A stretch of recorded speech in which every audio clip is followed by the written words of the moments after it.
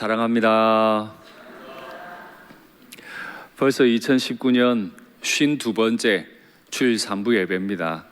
한 해가 또 다 갔습니다.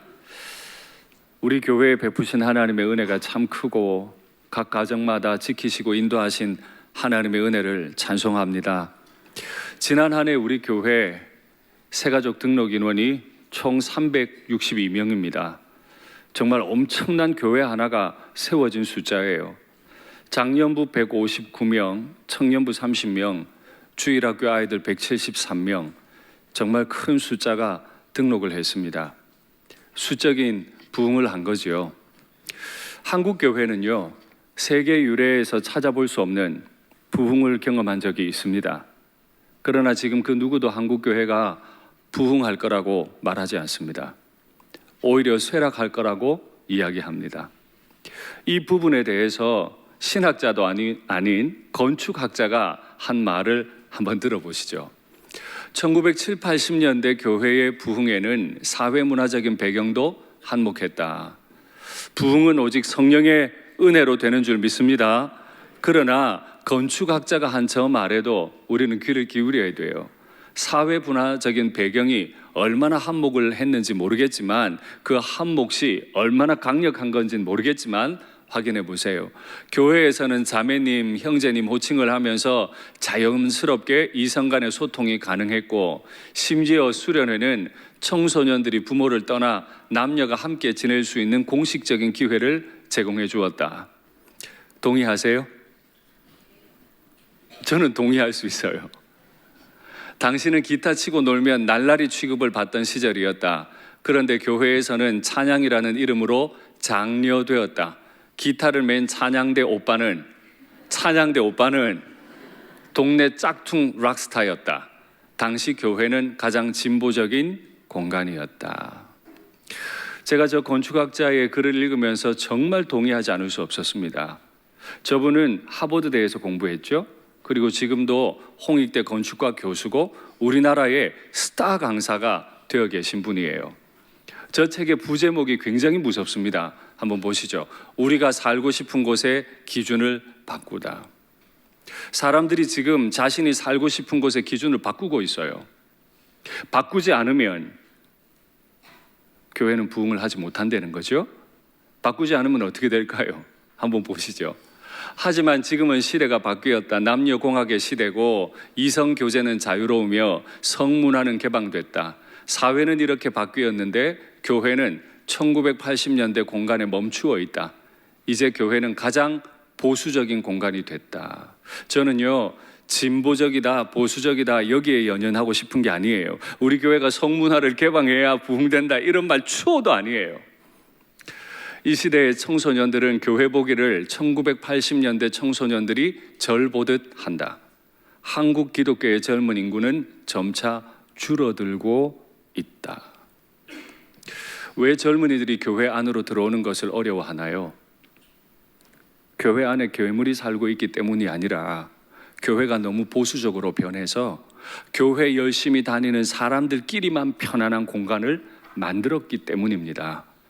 1970, 80년대 가장 진보적인 공동체의 공간이었던 교회가 30년 지나고 40년 지났는데 이제는 가장 보수적인 공간이 됐기 때문에, 다른 말로 가장 폐쇄적이고 배타적인 공간이 되었기 때문에 사람들이 오고 싶어 하지 않는 거예요. 우리 교회가 자랑하는 적벽돌, 사회에서는 없죠.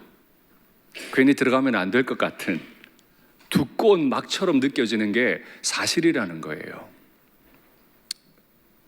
제가 저 건축학자의 글을 읽으면서 참 꿈을 꿔봤어요. 이야, 우리 교회 외벽 바깥에 테라스가 만들어지고 그 위에 차양막이 서고 그 아래 커피 머신을 두고 굳이 교회 안에 안 들어와도 지나가던 분들께서 마음껏 커피도 내려 마실 수 있으면 이야, 참 멋있겠다. 제가 이 꿈을 꾸는 게 과한 건 아니에요. 왜냐하면 이제는 더 이상 등사기로 주보를 밀어 만들지 않잖아요. 등사기로 주보 만드는 게 마치 미덕이라든지 주님께 합당한 일이라고 말하는 사람 아무도 없어요. 궤도를 만들어 넘기는 게 은혜라고 말하는 사람 아무도 없어요. 풍금치며 찬양하는 게 미덕이라고 말하는 사람 아무도 없어요. 그런 거 다 없어졌어요. 저도 어릴 때 주보 만들고 월간지 만들 때 등사기 밀어서 만든 기억이 있거든요. 이제는 그렇게 하지 않아요. 그렇게 하지 않아도 주의 복음은 얼마든 힘이 있어요. 문제는 교회가 리모델링을 하지 않는다는 겁니다. 그런데요, 이 건물의 리모델링이 중요한 게 아니죠. 이것도 필요에 따라 할 수 있겠습니다만은 진짜 중요한 리모델링은 우리 마음의 리모델링입니다. 여러분께 다시 묻겠습니다. 2019년 한 해는 2018년에 비해 새로 사귄 친구들이 몇 분이나 되세요? 우리 교회 안에 들어오신 가족들 중에 내가 먼저 손 내밀고 같이 차 한잔한 새로운 가족들이 몇 분이 있으세요? 362명이라고 하는 새 가족이 등록했는데 특별히 목회자와 중직자들께 여쭙습니다. 나와 친밀한 사람과 식사하고 차는 마시는데 처음 뵙는 분들, 오래전부터 뵀지만 나와 대화하지 않은 분들 중에 올해 내가 5분 이상 그분들과 교제하고 식사하고 차를 마시고 환대했다, 마음으로 손 드시라면 몇 분이나 드실 수 있겠습니까? 건물의 폐쇄성도 폐쇄성이지만 가장 중요한 건 리모델링 되지 않고 있는, 나 편한 대로 예수님 믿고 나 편한 대로 교회 다니고 있는 우리의 폐쇄성, 우리 자신의 마음의 폐쇄성을 리모델링 해야 한다는 거죠. 그래야 앞으로 교회는 믿지 않는 분들을 받아들이고 그분들을 예수님의 복음을 전해서 회복시키고 예수님의 제자로 만들어갈 수 있는 거죠. 아무쪼록 주님께서 우리의 마음을 리모델링 해주시기를 간절히 바랍니다. 바울도 데살로니가라고 하는 지역에 들어가서 데살로니가를 바꾸려 한 게 아니고 자신의 마음을 리모델링 했습니다. 그것에 대해서 표현하기를 유모가 자기 자녀를 기름과 같이 했다, 그렇게 표현해요. 이 유모라고 하는 단어는 두 가지 의미를 가지고 있습니다. 첫 번째는 실제로 여자 노예로서 유모가 된 사람을 가리킵니다. 여자 노예가 착실하면 여주인이 아이를 낳으면 그 아이를 여노예에게 맡깁니다. 그러면 그가 유모가 돼서 그 주인의 아이를 예쁘게 잘 기릅니다. 그런데 오늘 본문에 보니까 유모가 자기 자녀를 기름과 같이, 주인의 자녀예요. 자기의 자녀가 아니에요. 그런데 왜 자기 자녀라고 표현했을까요? 당시 여자 노예들 중에 이렇게 젖을 잘 물리고 예쁘게 아이를 건강하게 잘 키우면 이 유모의 기간이 끝나면 노예에서 해방되는 기회를 얻었습니다. 자유민이 될 수 있었던 거예요. 그래서 그 유모들 가운데는 정성을 다해 어떤 면에서는 자기 자식을 기르는 것보다 더 애지중지해서 기르는 노예들도 있었습니다. 그래서 유모가 자기 자녀를 기름과 같이. 또 실제로 유모, 젖 먹이는 어머니도 있었습니다. 말씀드린 것처럼 당시 로마 제국의 귀족 여성들은 아이를 낳기만 하지 젖을 물려 기르지는 않았습니다. 그런데 정말 자녀를 사랑하는 마음이 컸던 그 귀족 여성들 중에는 자기 젖을 물려 아이를 기르던 어머니, 젖 먹이는 어머니도 있었습니다. 다른 어머니들보다 모성애가 컸기 때문에 자기 자녀를 얼마나 끔찍하게 사랑하는 마음으로 길렀겠습니까? 이 두 가지를 이야기하는 거예요. 유모가 자기 자녀를 기름같이, 사도 바울이 교회를 길러냈다는 거죠. 참 두려운 이야기입니다. 기도해 주십시오. 일산교회 담임 목사는 경험도 적고 나이도 아직 일천하고 어립니다. 지식은 말할 것도 없고요. 이런 사람이 앞에서 교회를 섬겨야겠는데 어미의 마음으로 따뜻하게 잘 기르는 그런 어미와 같은 목회자가 될 수 있도록 꼭 기도해 주시면 좋겠습니다. 저뿐 아니라 우리 사역자들을 위해서도 꼭 기도해 주시면 좋겠습니다. 사도 바울이 이렇게 어머니와 같이 이 아이를 기른다, 교회를 기른다 할 때 그에게 어머니와 같은 모습은 사례를 받지 않는 것이었습니다. 흔히 하는 말로 텐트 메이킹을 하는 거였죠. 폐를 끼치지 않는 거였어요. 당시에 참 많은 선생들이 있었고 사람들에게 다니면서 지식을 가르쳐주고 돈을 받는 사람들이 직업적으로 많이 있었습니다. 사도 바울이 생각할 때 본인도 그렇게 하면 처음 전해지는 복음, 더구나 헬라 사람들이 미련한 복음이라고 생각하는 죽은 사람이 부활했다고 하는 이 말도 안 되는 복음을 전하는 바울이 거절당할까 봐 공짜로 가르쳐 준 거예요. 생활비를 받지 않았던 거예요. 그런데 생활할 수 없잖아요. 그러니까 오늘 본문에 보니 밤낮으로 일하면서, 그러면 언제 가르쳐요? 사람들이 쉬는 시간에. 그러면 바울은 밤낮으로 일하고 남들 쉴 때 가르치고 잘 때만 잠깐 쉬었던 거죠. 이렇게 힘을 다해 교회를 섬긴 것을 가지고 유모가 자기 자녀를 기름과 같이 이렇게 이야기했습니다. 그런데 요즘 이 텐트 메이킹이 여전히 옳다라고 말하는 분들이 계신데 그건 틀린 겁니다.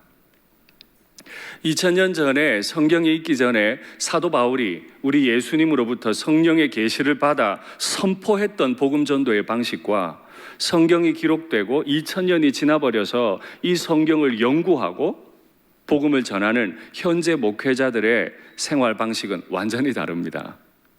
만일 제가 밤낮으로 일을 하는 사람이라면 여러분들께 저녁에 신방할 수도 없겠고 여러분들과 하나님의 말씀을 나눌 수도 없고 훈련도 할 수 없게 되겠죠. 그러니까 지금도 텐트 메이킹이 옳다, 정답이다라고 말하는 건 틀린 거예요. 더구나 사도 바울이 텐트 메이킹을 할 수 있었던 것은 당시 사람들 중에 텐트 메이킹 하는 분들이 계셨어요. 그게 직업인 분들이 계셨죠. 그분들과 함께 하는 겁니다. 함께 하면서 처음 복음을 들어보지 못했던 그들에게 하나님의 복음을 나눌 수 있었던 거죠. 그런데 요즘은 직업이 너무 다양하고 다양한 사람들이 존재합니다.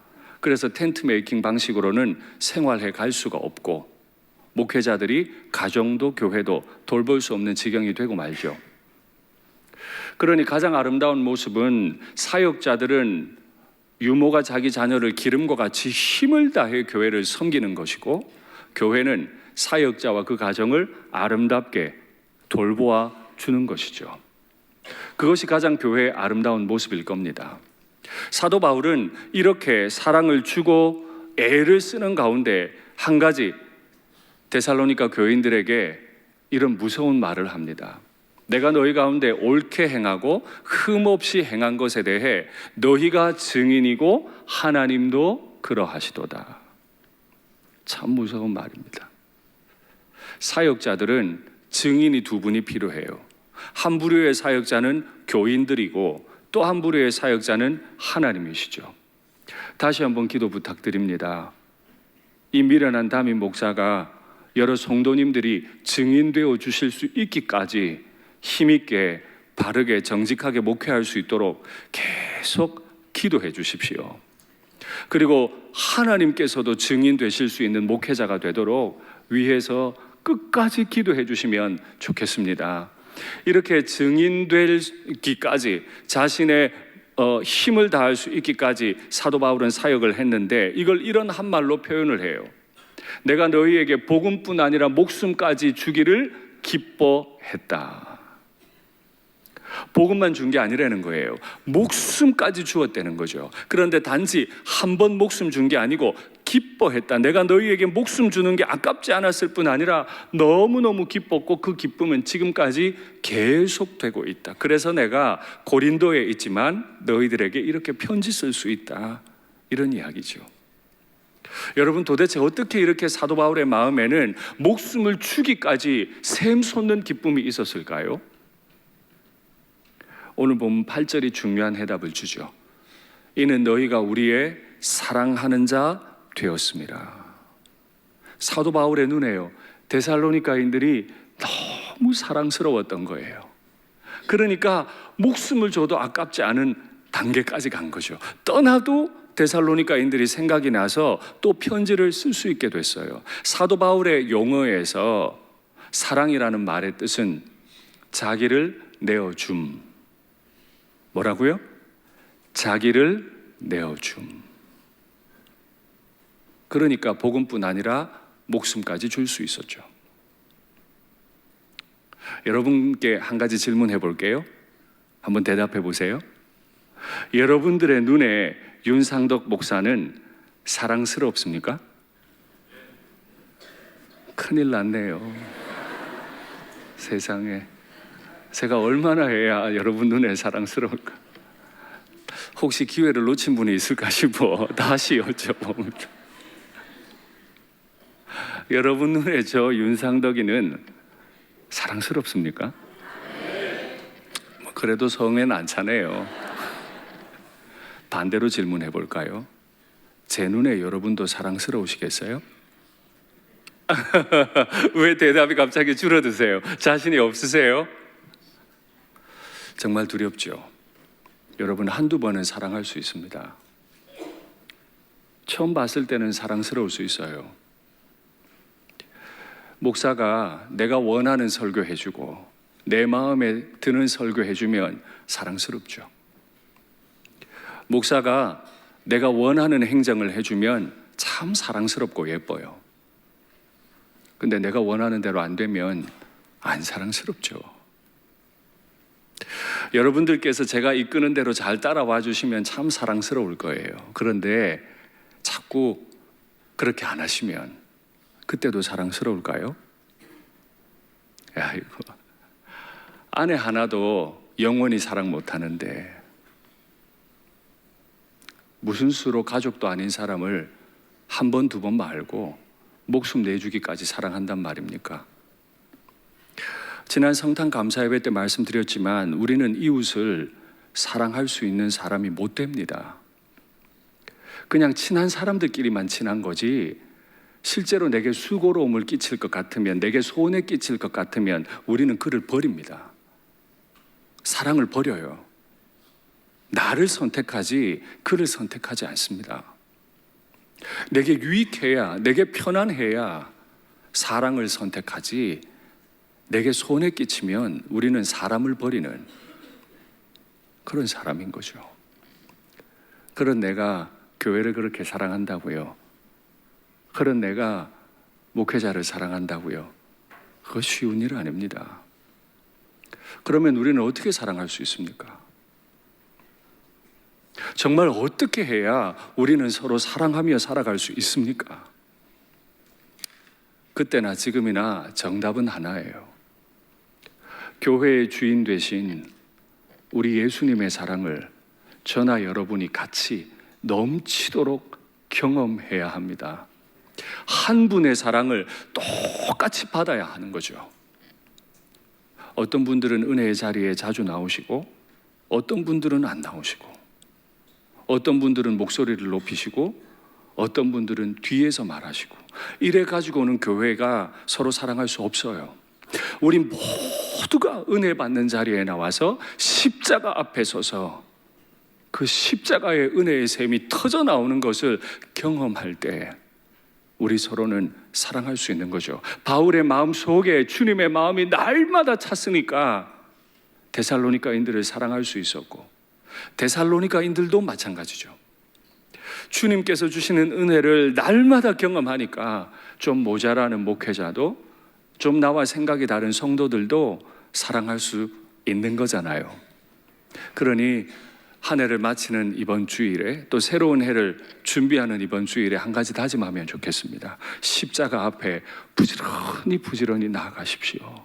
그것이 유일한 정답입니다.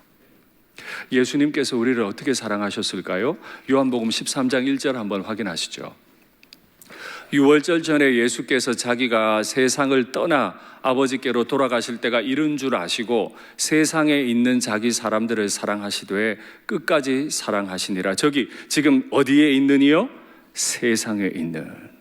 저 세상이라는 말의 뜻은요, 하나님을 저항하고 대항하기 위해 진을 쫙 버리고 선 그 사람들을 의미합니다. 그 사람, 그 세상에 있는 자기 사람들을 사랑하시되 언제까지요? 끝까지. 근데 여기 이 끝까지라는 말은 시간적인 의미보다 양적인 개념이 더 큽니다. 자기 사람들을 사랑하시되 충만하게 사랑하셨다는 거죠. 여기 자기 사람들이 누구예요? 오늘 아침까지 누가 더 크냐?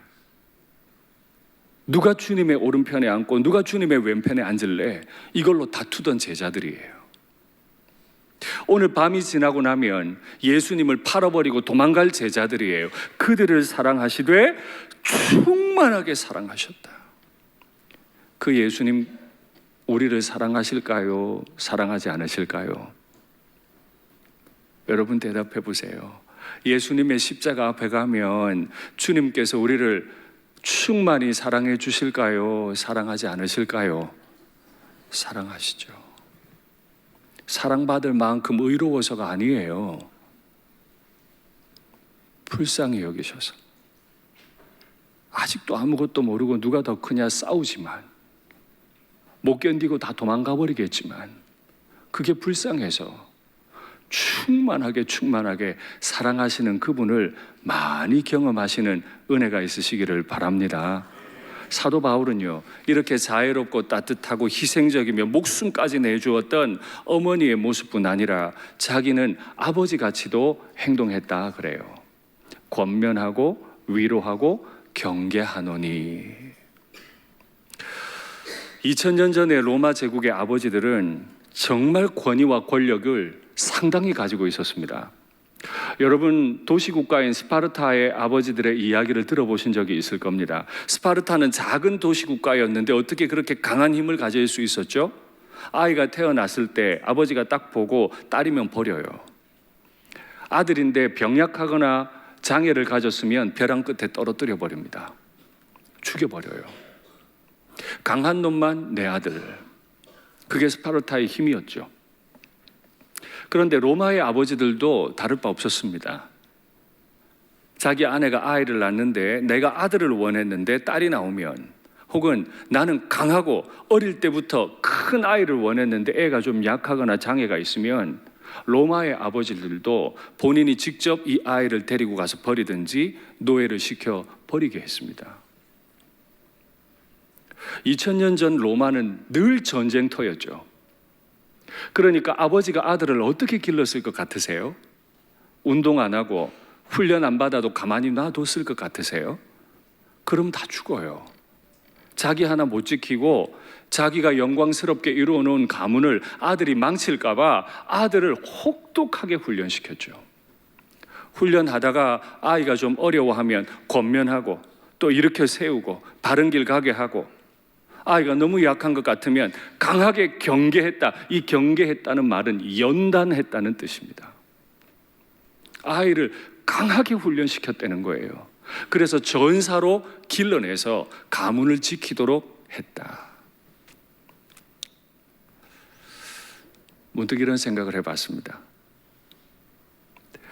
윤상동 목사가 목숨까지 내놓는 어미 같은 사역자의 모습일 때는 저를 많이 사랑하실 것 같은데, 제가 정말 가차없이 훈련시키는 목사일 때도 여러분들께서 저를 사랑하실까? 어떠세요? 아니, 중직자가 돼서 어떻게 새벽기도를 안 나오십니까? 저 뒤에 출석부 다 붙여놓을 테니까 계속 나와서 도장 찍고 가세요. 이렇게 하면 목사님, 기도는 그렇게 한다고 되는 게 아니고 은혜를 받을 수 있는 게 아니고, 은혜는 주님이 주셔야 받고 예배당에 와야 은혜 받냐고, 집에서는 안 되는 거냐고 그러시지 않을까 몰라요. 평소 가시던 길 말고 아버지가 생각할 때 이래가지고는 안 될 것 같으니까 강하게 연단하겠다고 가차없이 훈련을 시켜도 저를 사랑하실는지 모르겠어요. 이기 제자 훈련 모집한다고 하니까 아유, 그거 안 힘들어? 힘들어야 훈련되는 건데, 힘들어야 전사가 되는 건데, 힘들어야 예수님 앞에 갈 수 있고, 힘들어야 복음의 증인으로 살고, 힘들어야 교회다울 수 있는데, 저를 위해 기도해 주세요. 유모와 같은 어머니뿐 아니라 아버지 같은 그런 목회자가 될 수 있도록 기도해 주시기 바랍니다. 제가 생각했던 것보다 크게 아멘 하시네요. 이거 두려워서 아멘 안 하실 줄 알았는데, 제가 가차없는 목사가 돼도 되는 거죠? 왜 대답을 안 하세요? 따라오실 거죠? 아멘. 그래야 교회죠. 교회는 인큐베이팅 하는 인큐베이터만이 아닙니다. 훈련소예요. 교회는 병원선일 뿐 아니라 또한 동시에 항공모함과 같습니다. 교회가 가는 곳마다 영적 전쟁이 벌어지고 영혼 구원의 역사가 일어나고 하나님의 나라가 만들어져야죠. 그 일을 위해 교회는 존재해요. 그래서 사도 바울이 왜 자신이 때로는 어머니 같고 때로는 아버지 같은 모습을 가졌는지 설명하는데 이유는 그 방향이에요. 그의 나라와 자기의 나라와 영광에 가까이 할 수 있는 자로 합당하게 여김받도록, 합당하게 행하도록 부름받았기 때문이라는 거죠. 무엇에 합당하도록이요? 하나님의 나라와 영광에. 여러분, 이 단어를 한번 뜯어서 읽어보십시오. 하나님의 나라. 거기에 제가 합당합니까? 이 인격이 합당합니까? 정말 내 언, 행, 심, 사가 정말 하나님의 나라에 합당합니까? 하나님의 영광, 그 거룩하신 영광 앞에 내 언행심사가 합당합니까? 그런데 바울은 데살로니가 그 밖에 많던 우상이 많던 바로 그곳 사람들을 하나님의 나라와 영광에 합당하게 행하게 하려 함이라. 교회는 방향이 분명해야 돼요. 그냥 편하게 지내는 곳이 아니에요. 교회는 나를 극복해야 되는 곳이죠. 훈련받아야 돼요. 이 일을 위해 때로는 사역자들은 어머니같이, 때로는 아버지같이 그렇게 훈련할 겁니다. 그러니 우리 모두는 저마다 마음을 리모델링해야 합니다. 사역자들은 사역자들대로 어미의 마음으로 목숨까지 내놓는 그런 마음 달라고 리모델링해야 할 것이고, 성도들께서는 또 힘들고 어렵더라도 연단받는 것이 어렵지만은 그 일에 동참하고 나 자신이 준비될 수 있도록 리모델링하는 일에 애써야 하는 거죠. 그렇지 않으면 우리는 늘어나는 숫자에 비둔한 교회가 되고 말 겁니다. 숫자만 많은 교회, 방향이 틀린 교회, 숫자는 늘었는데 주님 앞에 존중받고 쓰임받지 못하는 교회가 될 수도 있다는 거죠. 사대 교회를 기억하십니까? 살았다 하는 이름은 있으나 실상은 죽은 교회. 숫자는 늘어가고 헌금은 늘어가는데 실상은 죽어버린 교회. 그런 교회가 있었습니다. 우리 교회는 어떤 교회입니까? 주님이 쓰시기 좋은 교회입니까? 엎드려 기도하고 은혜의 샘이 이곳저곳에서 터져나오고 주님의 나라와 영광에 합당하게 행하기 위해 몸부림하는 그런 사역자와 그런 교회가 되기를 바랍니다. 말씀을 맺겠습니다. 저마다 리모델링 하면 좋겠습니다. 우리 마음을 새롭게 하면 좋겠습니다. 2019년을 마무리하고 새해를 준비해야 하는 이번 주간에 내 어떤 부분이 주님 앞에서 리모델링 되어야 할지, 정말 나는 나의 형제들을 사랑하는지, 정말 나는 나의 주님을 존중하고 사랑하는지, 살았다 하는 이름만 있고 실상은 죽은 교회, 86년의 전통은 자랑하지만 주님 앞에 쓰임받지 못하는 교회는 아닌지, 아니면 86년의 그 오래된 전통보다 더 탁월하게 쓰임받는 교회가 되고 있는지 주님 앞에 한번 점검하시고 이 한 해를 경건하게 마무리하시는 은혜가 있기를 간절히 바랍니다. 찬송할까요? 십자가 그 사랑. 십자가 그 사랑 멀리 떠나서 무너진 나의 삶 속에 잊혀진 주네. 돌 같은 내 마음, 돌 같은 내 마음. 우리 마음이 혹시 너무 딱딱하지 않습니까?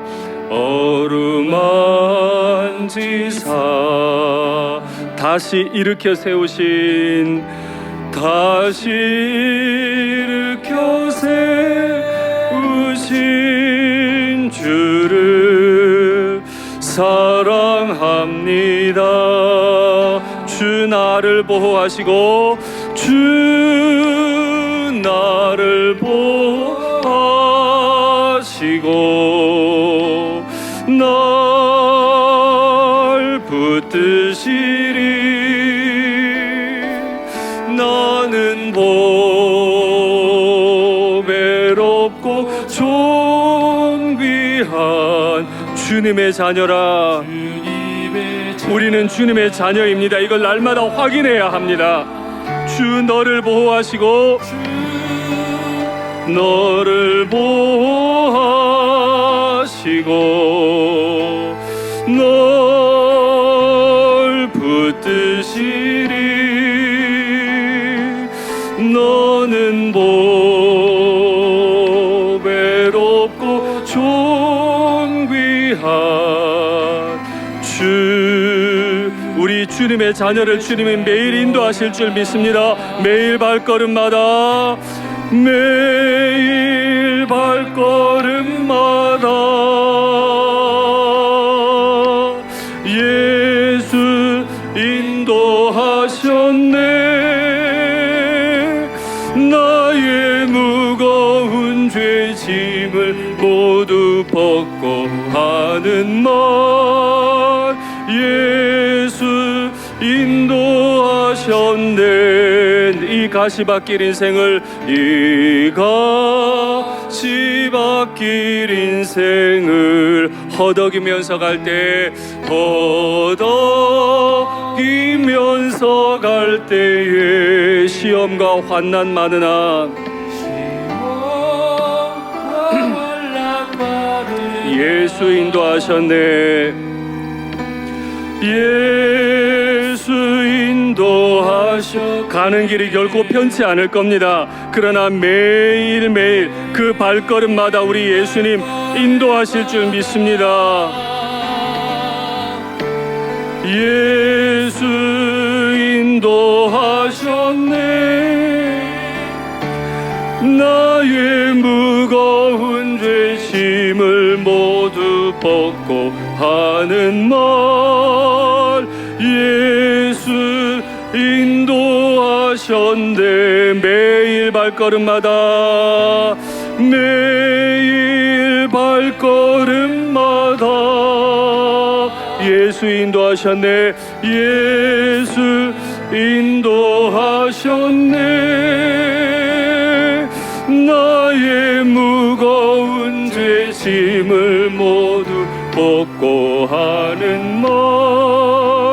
예수 인도하셨네. 간절히 원합니다. 그 십자가의 은혜의 샘에서 날마다 은혜가 터져 나올 줄 믿습니다. 여러분, 이 시간에 기도할 때 주님, 2019년 진짜 복잡하고 앞을 내다볼 수 없고 정말 우리나라 정부나 국회나 법원이나 뭐가 옳은지 알 수 없는, 경제적으로는 다 무너져 버린, 청년들은 취업을 못해서 계약직 취업도 못해서 난리인 이 나라가 살아내느라고 지금 얼마나 힘이 든지 모릅니다. 이 고달픈 마음을 가지고 교회에 왔는데 얻어가셔야 될 거 아니에요? 뭐 얻어가실래요? 십자가의 은혜, 나를 다시 살게 하시는 은혜, 그 은혜의 샘물을 얻어가시기를 원합니다. 이 시간에 주님, 내가 고달픕니다. 우리나라가 힘이 듭니다. 내 아이들이 힘이 듭니다. 내 부모님이 편찮으십니다. 주님, 나를 도와주시고 살게 해 주시옵소서. 주님 이름 한번 부르고 기도하겠습니다. 주여. 하나님 아버지, 힘들고 어려운 마음으로 주님 앞에 외쳤습니다. 하나님, 때로는 우리가 걸어가기에 너무 힘이 듭니다. 예전과 달라져 버린 이 환경 가운데 목회를 하고 예전과 달라진 환경 가운데 직장 생활을 하고 환경 가운데 가족들을 이끌어가는 것이 우리에게 참 버겁고 힘이 들 때가 많습니다. 그러나 하나님, 정말 주님의 부어주시는 그 은혜를 얻는다면, 그 샘물을 우리의 영혼에 넘치게 해주신다면 우리가 살아갈 수 있겠으니, 우리를 사랑하시되 충만하게 사랑하시는 나의 하나님을 경험할 수 있도록 도와주시옵소서. 주님, 예배당에 힘들게 왔습니다. 나가실 때는 주의 은혜로 충만하게 채워주시고, 2020년 바라보는 마음이 두렵지만, 2020년엔 또 어떤 일이 있을까 두렵지만, 주님 바라보며 엎드려 기도합니다. 주여, 우리 가정을 살려주시고 우리 교회를 살려주시고 이 나라를 살려주시기를 주여 간절히 원합니다. 지극히 높으신 하나님 앞에 납작 엎드리는 저희들이 되게 하옵소서. 내 목소리 높이지 아니하며 내 눈이 높아지지 아니하며 내 마음 낮아져서 불쌍히 여겨달라고, 살려달라고 기도하는 우리 교우들 다 될 수 있도록 아버지, 우리를 도와주시기를 간절히 원합니다. 너무 오랫동안 교회를 떠났습니다. 너무 오랫동안 하나님의 말씀을 손에서 놓았습니다. 너무 오랫동안 기도하지 않았습니다. 주여, 우리를 연단하셔서 강력한 하나님의 나라의 군사로 세워주시기를 간절히 원합니다. 살았다 하는 이름만 있고 실제로는 비둔하며 실제로는 능력이 없으며 실제로는 죽어버린 영혼이 되지 아니하게 하시며, 이 아름다운 전통과 오래된 역사에 걸맞게 우리 교회가 능력 있게 존귀하게 쓰임받게 하여 주옵소서. 하나님, 때로는 마음이 무너진 분들, 영적으로 무너진 분들, 경제적으로 무너진 분들, 관계가 무너진 분들, 자녀와 부모님 때문에 너무 숨막히는 경험을 하고 계신 분들을 우리 주님께서 위로하시고 쓰임 주시고 권면하시고 훈련시키사 다시 한번 새로운 인생을 살아갈 수 있도록 주님, 우리를 도와주시옵소서. 우리를 살려주시옵소서. 우리를 인도하여 주시옵소서. 지극히 높으신 하나님 앞에 우리가 엎드리게 싸우니 주여, 우리를 살려주시고 우리를 회복시키시고 우리를 새롭게 하여 주시옵소서. 이 목사를 주님 새롭게 만져주시옵소서. 은혜로우신 하나님 아버지, 그 크신 하나님의 나라와 그 거룩한 영광 앞에서 함부로 목소리 높였던 거, 오만하게 눈 떴던 거, 언행심사를 함부로 했던 거 다 용서해 주시옵소서. 기도하지 않았던 거, 말씀 인도받지 않았던 거, 마치 내 지성이, 내 이성이 가장 정답인 것처럼 오만했던 거, 함부로 목회했던 거, 주님 다 용서해 주시옵소서. 형제를 사랑하기 원하나 사랑할 자신이 없습니다. 주님, 사랑하는 마음을 우리에게 부어 주시옵소서. 나를 사랑하시되 충만히 사랑하시는 예수님의 그 은혜를 경험하기 원하오니 주여, 우리 지친 교우들의 영혼과 육체와 그 가정생활과 일터생활에 넘치는 샘물과 같은 보혈의 은혜를 부어 주시옵소서. 이전보다 더 주님 사랑하며 위로받으며 연단받으며 주님 앞에 새롭게 되어 살아가는 2020년 되게 하여 주시옵소서. 주님 앞에 납작 엎드립니다. 주님만 높아지시고 저를 사용하여 주시옵소서. 주 예수님 이름으로 기도하옵나이다. 아멘.